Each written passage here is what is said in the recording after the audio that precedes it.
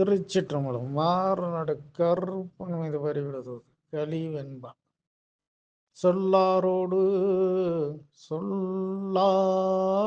தெரினும் இவ்விடமும் காட்டியது நோய் சாய்வதிடை காணும் மிதித்தானும் வீடு வரினும் நக்களிப்பு உண்மையும் முழுமளவு காட்டுதற்கே கந்தத்தல செந்தூரில் அமையாய் தந்த சுகம் ஓத தைரியமாகும்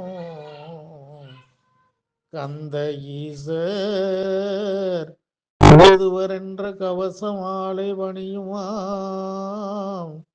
சாது